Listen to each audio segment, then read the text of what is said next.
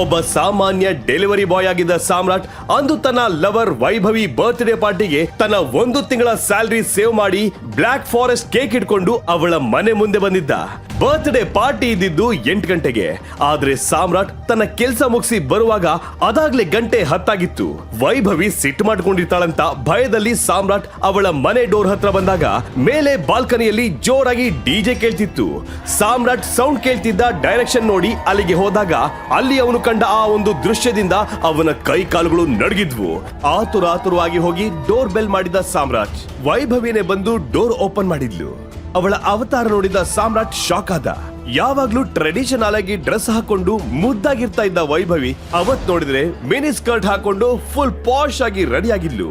ಅವಳ ಹಿಂದೆ ಇದ್ದ ಟೇಬಲ್ ಮೇಲೆ ಸಾವಿರಾರು ರೂಪಾಯಿಯ ದೊಡ್ಡ ಕೇಕ್, ಕಾಸ್ಟ್ಲಿ ಡ್ರಿಂಕ್ಸ್ ಬಾಟಲ್ಗಳು ಇದ್ದವು. ಅಲ್ಲಿ ವೈಭವಿ ಫ್ರೆಂಡ್ಸ್ ಎಲ್ಲ ಡಾನ್ಸ್ ಮಾಡ್ತಾ ಸೆಲೆಬ್ರೇಟ್ ಮಾಡ್ತಾ ಇರೋದು ಸಾಮ್ರಾಟ್ ಕಣ್ಣಿಗೆ ಬಿತ್ತು. ಸಾಮ್ರಾಟ್ ಕಣ್ಣು ಅವನು ಪ್ರೀತಿಯಿಂದ ತಂದಿರೋ ಒಂದು ಪೀಸ್ ಕೇಕ್ ಮೇಲೆ ಹೊರಡಿತು.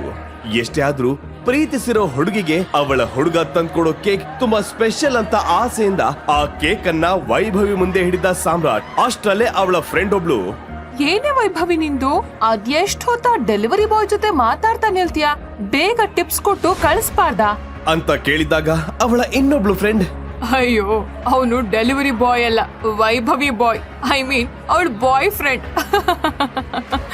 ವೈಭವಿ ಇದೇನಿದು ಅಂತ ಕಿರ್ಚಾಡಿದಾಗ ವೈಭವಿ ಸಾಮ್ರಾಟ್ ಹತ್ರ ಬಂದು, ಓ ಮೈ ಡಿಯರ್ ಡೆಲಿವರಿ ಬಾಯ್, ನೀನೇನ್ ಅಂದ್ಕೊಂಡೆ ತಿಂಗಳಿಗೆ 10,000 ಸಂಬಳ ತಗೊಳ್ಳೋ ನಿನ್ನ ನಾನು ಮದ್ವೆ ಆಗ್ತೀನಿ ಅಂತನ?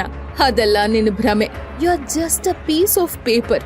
ಇನ್ನು ನಿನ್ನಿಂದ ನನಗೇನು ಯೂಸ್ ಇಲ್ಲ, ಬಿಕಾರಿ, ತೊಲಗೋ ಇಲ್ಲಿಂದ ಅಂತ ಸಾಮ್ರಾಟ್ ಮುಖಕ್ಕೆ ಉಗಿದು ಅಲ್ಲೇ ಇದ್ದ ತನ್ನ ಮನೆ ಕೆಲಸದವನ ಹತ್ರ ಸಾಮ್ರಾಟ್ ನನ್ನ ಒದ್ದು ಗೇಟ್ ಇಂದ ಹೊರಗೆ ಹಾಕೋಕ್ ಹೇಳಿದ್ಲು. ಸಾಮ್ರಾಟ್ ಎಷ್ಟೇ ಬೇಡ್ಕೊಂಡ್ರು ಅವಳು ಅವನ ಮಾತಿಗೆ ಕಿವಿ ಕೊಡದೆ ಅವನು ತಂದ ಕೇಕ್ ನ ಅಲ್ಲೇ ಪಕ್ಕದಲ್ಲಿದ್ದ ಅವಳ ಪೆಟ್ ಡಾಗ್ಗೆ ಹಾಕಿ ಕೈ ತೊಳ್ಕೊಂಡ್ಲು. ಸಾಮ್ರಾಟ್ ವೈಭವಿನ ಸಾಗರದಷ್ಟು ಪ್ರೀತಿಸ್ತಿದ್ದ. ತನ್ನ ಲವ್ ಈ ತರ ಬ್ರೇಕಪ್ ಆಗಿದ್ದನ್ನ ಅರಗಿಸಿಕೊಳ್ಳೋಕಾಗದೆ ಅವನು ತನ್ನ ಮನೆ ದಾರಿಯುದ್ದಕ್ಕೂ 1-2 ಅಂತ ಡ್ರಿಂಕ್ಸ್ ಮಾಡ್ಕೊಂಡು ತೇಲಾಡ್ತಾ ಹೋಗ್ತಿರ್ಬೇಕಾದ್ರೆ ಒಂದ್ ಕಡೆ ಕುಡಿದ ಅಮಲಿನಲ್ಲಿ ತಲೆ ಸುತ್ತಿ ಬಿದ್ಬಿಟ್ಟ. ಸಾಮ್ರಾಟ್ಗೆ ಮಾರನೇ ದಿನ ಎಚ್ಚರವಾದಾಗ ಅವನ ಸುತ್ತ 10 ಮಂದಿ ಒಳ್ಳೆ ಗಟ್ಟಿಮುಟ್ಟು ಶರೀರದವರು ಅವನನ್ನೇ ಗುರಾಯಿಸ್ತಾ ನಿಂತಿದ್ರು. ಜೊತೆಗೆ ಅಲ್ಲೊಬ್ಳು ಬ್ಯೂಟಿಫುಲ್ ಹುಡುಗಿ ತನ್ನ ನೈಟ್ ಸೂಟ್ ಅಲ್ಲಿ ಅಳ್ತಾ ನಿಂತಿದ್ಲು. ಅಲ್ಲೇನಾಗ್ತಿದೆ ಅಂತ ಸಾಮ್ರಾಟ್ ಅರ್ಥ ಮಾಡ್ಕೊಳ್ಳೋ ಮೊದ್ಲೇ ಅವನ ಮುಖದ ಮೇಲೆ ಒಂದೊಳ್ಳೆ ಪಂಚ್ ಬಿತ್ತು. ನೋವಲ್ಲಿ ಕಿರ್ಚಾಡಿದ ಸಾಮ್ರಾಟ್ ಕುತ್ತಿಗೆ ಹಿಡಿದು ವಯಸ್ಸಾದ ಮುದುಕನೊಬ್ಬ, ನನ್ನ ಮಗನೇ, ಎಷ್ಟು ಧೈರ್ಯ ಇದ್ರೆ ನೀನು ನನ್ನ ಮೊಮ್ಮಗಳ ಲೈಫ್ ಹಾಳು ಮಾಡ್ತೀಯ? ನಿಂಗೆ ನರಕ ಏನು ಅನ್ನೋದನ್ನ ನಾನ್ ತೋರಿಸ್ತೀನಿ. ಇವನ್ಗೆ ಅನ್ನ ನೀರು ಕೊಡದೆ ಉಪವಾಸ ಇಟ್ಟು ನಿಜ ಹೊರಗ್ ಬರೋ ತನಕ ಚೆನ್ನಾಗಿ ಹೊಡಿರಿ. ಆಮೇಲೆ ಸಾನ್ಯಾ, ಹೊಂಡದ ಮನೆ ರೀತಿ ರಿವಾಜು ನಿನಗೆ ಗೊತ್ತಿದೆ ಅಂತ ಹೇಳಿ ಹೋದಾಗ ಸಾನ್ಯಾಗೆ ನಿಂತ ನೆಲವೇ ಕುಸಿದಂತೆ ಭಾಸವಾಯ್ತು. ಸಂಜೆ ಸೂರ್ಯ ಮುಳುಗೋದ್ರೊಳಗೆ ಸಾಮ್ರಾಟ್ ಮತ್ತೆ ಸಾನ್ಯಾನ ತಾತ ಮತ್ತೆ ತನ್ನ ಬಳಿ ಕರ್ಸ್ಕೊಂಡ್ರು. ಸಾಮ್ರಾಟ್ ನನ್ನೇ ದುರ್ಗುಟ್ಟಿ ನೋಡ್ತಿದ್ದ ಅವರ ಬಳಿ ಸಾನ್ಯಾ ಅಣ್ಣ ಸೂರಜ್ ನಿಂತಿದ್ದ. ಅವನು, ಶೇಮ್ ಆನ್ ಯು ಸಾನ್ಯಾ, ನನ್ಗೆ ಮೊದ್ಲಿಂದನೂ ಡೌಟ್ ಇತ್ತು. ಯಾವಾಗ ನಿನ್ನ ಹೈಯರ್ ಸ್ಟಡೀಸ್ ಮಾಡೋಕೆ ಬಿಟ್ರೋ, ಯಾವಾಗ ನೀನ್ ಬಿಸ್ನೆಸ್ ಹ್ಯಾಂಡಲ್ ಮಾಡೋಕ್ ಬಂದ್ಯೋ, ಆಗ್ಲೇ ನಾನ್ ತಿಳ್ಕೊಂಡೆ ಒಂದಲ್ಲ ಒಂದಿನ ನೀನು ತಾತನ್ ಮರ್ಯಾದೆನ ಹರಾಜಾಗ್ತೀಯ ಅಂತ. ಅಂಡ್ ಯು ರಾಸ್ಕಲ್, ನೋಡೋಕೆ ಒಳ್ಳೆ ಭಿಕ್ಷುಕನಾಗಿದ್ಯಾ, ಎಷ್ಟೋ ಧೈರ್ಯ ನಿನ್ಗೆ ಅಂತ ಕಿರ್ಚಾಡ್ತಾ ಸಾಮ್ರಾಟ್ ಕೈಯನ್ನ ಹಿಡಿದೆಳ್ದಾಗ ಶ್ರೀಕಂಠದತ್ತ ಅವರ ಕಣ್ಣು ಸಾಮ್ರಾಟ್ ಕೈಯಲ್ಲಿ ಫಳ ಫಳ ಅಂತ ಹೊಳಿತಿದ್ದ ಉಂಗುರದ ಮೇಲೆ ಬಿತ್ತು. ಅವರು ತಕ್ಷಣ ಏನೋ ನೆನ್ಪಾದಂಗೆ ಸೂರಜ್ನ ತಡೆದು, ಸಾಕ್ ನಿಲ್ಸು ನಿನ್ನ ಹಾಳ್ ಹಲ್ಟೆ. ಈ ಭೂಪ ಮಾಡಿದ ತಪ್ಪಿಗೆ ಅವನು ಶಿಕ್ಷೆ ಅನುಭವಿಸ್ತಾನೆ.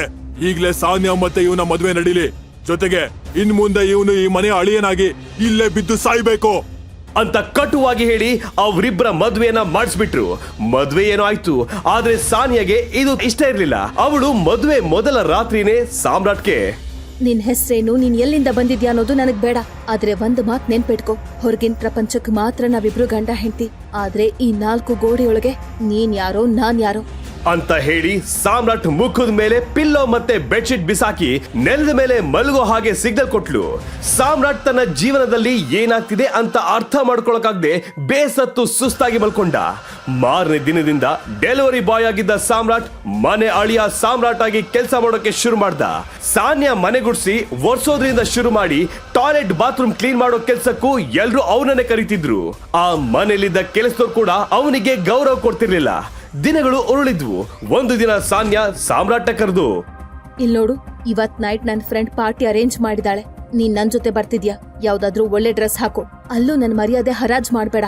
ಅಂತ ಹೇಳಿದ್ದನ್ನ ಕೇಳಿ ಸಾಮ್ರಾಟ್ ಮನ್ಸಲ್ಲಿ ಚಿಟ್ಟೆಗಳು ಹಾರಾಡಿದ್ವು. ಮದ್ವೆ ಆದ್ಮೇಲೆ ಇಲ್ಲಿ ತನಕ ಅವರಿಬ್ರು ಒಟ್ಟಿಗೆ ಹೊರಗಡೆ ಹೋಗಿರ್ಲಿಲ್ಲ. ಹಾಗಿದ್ದಾಗ ಸಾಮ್ರಾಟ್ ಸಾನಿಯಾ ಮನ್ಸಲ್ಲಿ ಅವನಿಗೆ ಜಾಗ ಇದೆ ಅಂತ ತಿಳ್ಕೊಂಡು ಸಂಜೆ ಪಾರ್ಟಿಗೆ ರೆಡಿಯಾದ. ಪಾರ್ಟಿ ಒಂದು ದೊಡ್ಡ 5 ಸ್ಟಾರ್ ಹೋಟೆಲ್ ನಲ್ಲಾಗಿತ್ತು. ಪಾರ್ಟಿ ಹಾಲ್ಗೆ ಒಳಗೋದ ಸಾನಿಯಾ ಸಾಮ್ರಾಟ್ನ ಬಿಟ್ಟು ತನ್ನ ಫ್ರೆಂಡ್ಸ್ ಜೊತೆ ಪಾರ್ಟಿ ಎಂಜಾಯ್ ಮಾಡ್ತಿದ್ಲು. ಡ್ರಿಂಕ್ಸ್ ಡ್ಯಾನ್ಸ್ ಅಂತ ಮಜಾ ಮಾಡ್ತಿದ್ದ ಸಾನಿಯಾ ನೋಡಿ ಸಾಮ್ರಾಟ್ ಮೈ ಮರ್ತಿದ್ದ. ಸ್ವಲ್ಪ ಟೈಮ್ ಆದಾಗ ಸಾನಿಯಾ ಯಾರ ಜೊತೆನೋ ಗಲಾಟೆ ಮಾಡೋ ಹಾಗೆ ಸಾಮ್ರಾಟ್ಗೆ ಕಂಡಿತ್ತು. ಏನ್ ನಡೀತಿದೆ ಅಂತ ನೋಡಕ್ ಹೋದ ಸಾಮ್ರಾಟ್ ಮುಂದೆ ಒಂದಿಷ್ಟು ಜನ ಗೂಂಡಗಳು ಸಾನಿಯಾ ಮೈ ಮುಟ್ಟಿ ಅವಳನ್ನ ಚುಡಾಯಿಸ್ತಿದ್ರು. ಸಾನಿಯಾ ಅವರನ್ನ ರೆಸಿಸ್ಟ್ ಮಾಡ್ತಿದ್ರು. ಅವರು ಮತ್ತೆ ಮತ್ತೆ ಅವಳ ಮೈ ಮುಟ್ಟಕ್ಕೆ ಬರ್ತಿದ್ರು. ಅವರನ್ನ ನೋಡ್ತಿದ್ರೆ ಲೋಕಲ್ ಗೂಂಡಗಳ ತರ ಇದ್ರು. ಸಾಮ್ರಾಟ್ ತನ್ನ ಮುಂದೆನೆ ಸಾನಿಯಾ ಜೊತೆ ಈ ರೀತಿ ಆಗ್ತಿರೋದನ್ನ ಸಹಿಸೋಕಾಗದೆ ಮುಂದೆ ಬಂದ. ಅವನ ಕಣ್ಣಲ್ಲಿ ಸಿಟ್ಟಿನ ಜ್ವಾಲೆ ಸಿಡಿದೇಳ್ತಿತ್ತು. ತನ್ನ 2 ಕೈಗಳನ್ನ ಮುಷ್ಟಿ ಹಿಡಿದು ಸಾನಿಯಾಳನ್ನ ಸುತ್ತುವರೆದ ಒಬ್ಬೊಬ್ಬರನ್ನ ಹೊಡೆದುಡ್ಸೋಕೆ ಶುರು ಮಾಡಿದ ಸಾಮ್ರಾಟ್. 10 ಗೂಂಡಗಳ ಮೂಳೆ ಪುಡಿ ಪುಡಿ ಮಾಡಿದ್ಮೇಲೆ ಸಾಮ್ರಾಟ್ ಸಾನಿಯಾ ಕೈ ಹಿಡ್ಕೊಂಡು ಅವಳನ್ನ ಅಲ್ಲಿಂದ ಮನೆ ಕರ್ಕೊಂಡು ಬಂದ. ಹೋಟೆಲ್ ನಲ್ಲಿ ಪೆಟ್ಟು ತಿಂದ ಗೂಂಡಗಳೆಲ್ಲ ಮಾಫಿಯಾ ವರ್ಲ್ಡ್ ಗೆ ಲಿಂಕ್ ಇರೋ ವ್ಯಕ್ತಿಗಳಾಗಿದ್ರು. ತನ್ನ ರೈಟ್ ಹ್ಯಾಂಡ್ ಗಳಿಗೆ ಒಬ್ಬನೇ ಒಬ್ಬ ವ್ಯಕ್ತಿ ಇಷ್ಟೊಂದು ಹೊಡೆದು ಹೋಗಿದ್ದಾನಂದ್ರೆ ಅದ್ಯಾರು ಅಂತ ತಿಳ್ಕೊಳಕ್ಕೆ ಅಂದು ಮಾಫಿಯಾ ವರ್ಲ್ಡ್ ನ ಮ್ಯಾನೇಜ್ ಮಾಡ್ತಿರೋ ಅಕ್ರಮ್ ಆ ಹೋಟೆಲ್ಗೆ ಬಂದು ಅಲ್ಲಿಯ CCTV ಫುಟೇಜ್ ನೋಡೋಕೆ ಶುರು ಮಾಡ್ದ. ಒಂದೊಂದೇ ಫುಟೇಜ್ ನೋಡ್ತಿದ್ದ ಅಕ್ರಮ್ ಕಣ್ಣು ಸಡನ್ ಆಗಿ ಸಾಮ್ರಾಟ್ ಕೈಲಿದ್ದ ಉಂಗುರದ ಮೇಲೆ ಬಿತ್ತು. ಅದನ್ನ ನೋಡ್ತಿದ್ದಂತೆ ಆತ ಬೆಚ್ಚಿ ಬಿದ್ದು ಸಿಸ್ಟಮ್ ಆಫ್ ಮಾಡಿ ಪಾಕೆಟ್ ನಿಂದ ಸಿಗಾರ್ ತೆಗೆದು ಸ್ಮೋಕ್ ಮಾಡೋಕೆ ಶುರು ಮಾಡ್ದ. ಸಾಮ್ರಾಟ್ ಕೈಯಲ್ಲಿ ಟಿ ಅನ್ನೋ ಲೆಟರ್ ಇರೋ ಒಂದು ಗೋಲ್ಡನ್ ರಿಂಗ್ ಇತ್ತು. ಅಕ್ರಮ್ ಅದನ್ನ ನೋಡಿ ಶಾಕ್ ಆದ. ಈ ಇನ್ಸಿಡೆಂಟ್ ಆದ್ಮೇಲೆ ಸಾಮ್ರಾಟ್ ಏನೋ ನಾರ್ಮನ್ ಮನೆ ಅಳಿಂತರ ಜೀವನ ನಡೆಸ್ತಿದ್ದ. ಆದ್ರೆ ಮತ್ತೊಂದ್ ಕಡೆ ಮಾಫಿಯಾ ವರ್ಲ್ಡ್ ನಲ್ಲಿ ಪ್ರಳಯವೇ ಶುರುವಾಗಿತ್ತು. ಸಾನ್ಯಾ ಸಾನ್ಯಾ ಕರ್ಕೊಂಬಾ ನಿನ್ನ ಮನೆ ಹಾಳು ಗಂಡನ ಅಂತ ಒಂದು ದಿನ ಸಾನಿಯಾ ತಾತ ಮನೆ ಹಾಲ್ನಲ್ಲಿ ಕಿರ್ಚಾಡ್ತಿದ್ರು. ತನ್ನ ಗಂಡ ಇನ್ನೇನ್ ಮಾಡಿದ್ದೋ ಏನೋ ಅಂತ ಭಯದಲ್ಲಿ ಸಾನಿಯಾ ಸಾಮ್ರಾಟ್ನ ಕರ್ಕೊಂಡು ತಾತನ ಮುಂದೆ ಬಂದು ನಿಂತ್ಲು. ಮಾಫಿಯಾ ವರ್ಲ್ಡ್ ಹ್ಯಾಂಡಲ್ ಮಾಡ್ತಿರೋ ಅಕ್ರಮ್ ನಮ್ಮ ಮನೆಗೆ ಅವರು ಬರ್ತ್ಡೇ ಇನ್ವಿಟೇಷನ್ ಕಳಿಸಿದ್ದಾರೆ. ಇವತ್ತು ಸಂಜೆ ನಡೆಯೋ ಪಾರ್ಟಿಗೆ ನೀವಿಬ್ರು ಹೋಗಿ ಬನ್ನಿ. ಅವ್ರ ಜೊತೆ ಒಂದು ಇಂಪಾರ್ಟೆಂಟ್ ಡೀಲ್ ಸೈನ್ ಆಗೋದಿದೆ. ಸೊ ಬಿ ಕೇರ್ಫುಲ್ ಅಂತ ಹೇಳಿ ಇಬ್ಬರನ್ನ ಸಂಜೆ ಅಕ್ರಮ್ ಪಾರ್ಟಿಗೆ ಕಳಿಸಿದ್ರು. ಸಾಮ್ರಾಟ್ ಪಾರ್ಟಿ ಹಾಲ್ ತಲುಪಿ ಸ್ವಲ್ಪ ಹೊತ್ತಲ್ಲೇ ಕಾಸ್ಟ್ಲಿ ಕೋಟ್ ಸೂಟ್ ಹಾಕೊಂಡು ಅಕ್ರಮ್ ಬಂದೋನೆ ಸಾಮ್ರಾಟ್ನ ಅಲ್ಲಿಂದ ಎಳ್ಕೊಂಡು ಪ್ರೈವೇಟ್ ಕ್ಯಾಬಿನ್ ಒಂದಕ್ಕೆ ಹೋದ. ತನ್ನ ಗಂಡನನ್ನೇ ಅಕ್ರಮ್ ಕರ್ಕೊಂಡು ಹೋಗಿದ್ದನ್ನ ನೋಡಿ ಬೆರಗಾಗಿದ್ಲು ಸಾನ್ಯಾ. ಸಾಮ್ರಾಟ್ ಕೂಡ ಅಷ್ಟೇ ಭಯದಲ್ಲಿ ನಡ್ಗೋಗಿದ್ದ. ಪ್ರೈವೇಟ್ ಕ್ಯಾಬಿನ್ ರೀಚ್ ಆದ ಕೂಡಲೇ ಅಕ್ರಮ್ ಸಾಮ್ರಾಟ್ ಕೈಯಿಂದ ಅವನ ತಂದೆ ಕೊಟ್ಟಿರೋ ಉಂಗುರನ ತೆಗೆದು ಅದು ಒರಿಜಿನಲ್ ಹೌದೋ ಅಲ್ವೋ ಅಂತ ಚೆಕ್ ಮಾಡಿ ಮುಂದೆ ಅವನು ಮಾಡಿದ್ದ ಕೆಲಸ ನೋಡಿ ಸಾಮ್ರಾಟ್ ಬೆಚ್ಚಿ ಬಿದ್ದ. ಅವನಿಗೆ ಒಂದು ಮಾತಾಡೋಕ್ಕೂ ಅವಕಾಶ ಕೊಡದೆ ಅಲ್ಲಿಂದ ಎಳ್ಕೊಂಡು ಹೋದ. ಅವನು ಹಾಗೆ ಎಳ್ಕೊಂಡು ತನ್ನ ಆಫೀಸ್ ರೂಮ್ ಕಡೆ ಹೋದ. ಅವನ ಆ ಹೋದ ಸ್ಪೀಡ್ ನೋಡಿನೇ ಸಾನಿಯಾ, ಸೂರಜ್, ಜಗನ್ ಅಲ್ಲಿದ್ದ ಎಲ್ರು ಇವತ್ತು ಸಾಮ್ರಾಟ್ ಕತೆ ಮುಗೀತು ಅನ್ಕೊಂಡ್ರು. ಮುಂದೇನಾಗಬಹುದು ಅನ್ನೋ ಕುತೂಹಲ ಎಲ್ಲರ ಕಣ್ಣಲ್ಲೂ ಇತ್ತು. ಆಫೀಸ್ ರೂಮ್ಗೆ ಗ್ಲಾಸ್ ವಾಲ್ ಇದ್ದಿದ್ರಿಂದ ಅಲ್ಲಿ ಏನ್ ನಡೀತಾ ಇದೆ ಅನ್ನೋದು ಎಲ್ರಿಗೂ ಕಾಣಿಸ್ತಾ ಇತ್ತು. ಆದ್ರೆ ಅವ್ರು ಏನ್ ಮಾತಾಡ್ತಾ ಇದ್ದಾರೆ ಅನ್ನೋದು ಯಾರಿಗೂ ಕೇಳಿಸ್ತಾ ಇರ್ಲಿಲ್ಲ. ಇತ್ತ ಸಾಮ್ರಾಟ್ ಜೊತೆ ಒಳಗಿದ್ದ ಅಕ್ರಮ್ ಹಾವಭಾವ ಬದಲಾಗ್ತಾ ಇತ್ತು. ಭಯದಲ್ಲಿ ನಡುಗ್ತಾ ಇದ್ದ ಅಕ್ರಮ್ ಕೈ ಮುಗಿತಾ, ಈ 1000 ಕೋಟಿ ಸಾಮ್ರಾಜ್ಯಕ್ಕೆ ನೀನೇ ಹುಲಿ, ಇನ್ಮೇಲೆ ಮಾಫಿಯಾ ಪ್ರಪಂಚಕ್ಕೆ ನೀನೇ ಡಾನ್ ಆಗ್ಬೇಕು ಅಂತ ಕೇಳಿಕೊಳ್ತಾ ಸಾಮ್ರಾಟ್ ಕಾಲಿಗೆ ಬಿದ್ದ. ಅಲ್ಲಿನ ಆ ಘಟನೆ ನೋಡಿ ಪಾರ್ಟಿಯಲ್ಲಿದ್ದವರೆಲ್ಲ ಶಾಕ್ ನಲ್ಲಿದ್ರು. ಅಕ್ರಮ್ ಅಂತ ದೊಡ್ಡ ಡಾನ್ ಯಾರೋ ಭಿಕಾರಿ ತರ ಕಾಣಿಸ್ತಾ ಇರೋನ ಕಾಲಿಗೆ ಬೀಳೋದಂದ್ರೆ ಏನ್ ತಮಾಷೆನಾ? ಇದನ್ನೆಲ್ಲ ನೋಡಿದವರೆಲ್ಲ ಅಕ್ಷರಶಃ ದಂಗಾಗಿ ಹೋದ್ರು. ಅಷ್ಟಕ್ಕೂ ಡೆಲಿವರಿ ಬಾಯ್ ಕೆಲಸ ಮಾಡ್ಕೊಂಡು ಯಾವ ಪ್ರಯೋಜನಕ್ಕೂ ಬಾರದ ಹಾಗೆ ಬದುಕ್ತಾ ಇದ್ದ ಸಾಮ್ರಾಟ್ನನ್ನ ಮಾಫಿಯಾ ಡಾನ್ ಆಗುವಂತ ಅಷ್ಟು ದೊಡ್ಡ ನಟೋರಿಯಸ್ ಕ್ರಿಮಿನಲ್ ಒಬ್ಬ ಅದು ಸಹ ಹೆದರಿ ನಡುಗುತ್ತಾ ಕೇಳಿಕೊಳ್ತಾ ಇರೋದಾದ್ರೂ ಯಾಕೆ? ಕೇಳೋರು ದಿಕ್ಕಿಲ್ಲದ ಹಾಗೆ ರೋಡ್ ಸೈಡ್ ಅಲ್ಲಿ ಬಿದ್ದಿದ್ದ ಸಾಮ್ರಾಟ್ನನ್ನ ಆ ಮಧ್ಯರಾತ್ರಿಯಲ್ಲಿ ಸಾನಿಯಾ ಪಕ್ಕ ತಂದು ಮಲಗಿಸಿದ ಆ ಕಾರಣದ ಕೈ ಯಾವುದು ಮತ್ತು ಯಾಕೆ? ಇನ್ನು ಅಕ್ರಮ್ ಯಾಕೆ ಸಾಮ್ರಾಟ್ ಕೈಲಿದ್ದ ಆ ಉಂಗುರ ನೋಡಿ ಹೆದರಿ ನಡಗಿದಷ್ಟೇ ಅಲ್ಲ, ಸಾಮ್ರಾಟ್ ಕಾಲಿಗೆ ಬಿದ್ದಿದ್ದು ಯಾಕೆ? ಅಷ್ಟಕ್ಕೂ ಸಾಮ್ರಾಟ್ ಹೇಳ್ತಾ ಇರೋ ಆ ಟೈಗರ್ ಯಾರು? ಮಾರನೇ ದಿನ ಏನು ನಡೆಯದಂತೆ ಸಾಮ್ರಾಟ್ ತನ್ನ ಡೆಲಿವರಿ ಬಾಯ್ ಕೆಲ್ಸಕ್ಕಂತ ಆಫೀಸ್ಗೆ ಹೋದಾಗ ಅಲ್ಲಿ ಅವನ ಕೊನೆಗೊಬ್ಬ, ಲೋ ಡೆಲಿವರಿ ಬಾಯ್, ಎಲ್ಲೋಗಿದ್ದೆ ನಿನ್ನೆ? ಬಾಸ್ ನಿನ್ನ ಕರೀತಿದ್ದಾರೆ, ಮೊದ್ಲು ಅವ್ರನ್ನ ಮೀಟ್ ಆಗು. ನಿಂಗೆ ಮಂಗಳಾರತಿ ಮಾಡೋಕೆ ಎಲ್ಲ ರೆಡಿ ಇಟ್ಟಿದ್ದಾರೆ, ಹೋಗಿ ಎಲ್ಲ ಬಾಚ್ಕೊಂಡ್ ಬಾ ಅಂತ ವ್ಯಂಗ್ಯವಾಗಿ ಹೇಳಿದ್ದನ್ನ ಕೇಳಿ ಸಾಮ್ರಾಟ್ ಪಿತ್ತ ನೆತ್ತಿಗೇರ್ತು. ಕೈ ಮುಷ್ಟಿ ಹಿಡ್ಕೊಂಡ ಅವನು ಒಂದೇ ಪಂಚಲ್ಲಿ ಹರೀಶ್ ಹಲ್ಲು ಉದುರಿಸೋಕೆ ರೆಡಿ ಇದ್ದ. ಆದ್ರೆ ಆಫೀಸ್ ನಲ್ಲಿ ಬೇಡ ಅಂತ ಸುಮ್ನೆ ಬಾಸ್ ಕ್ಯಾಬಿನ್ಗೆ ಹೋದ.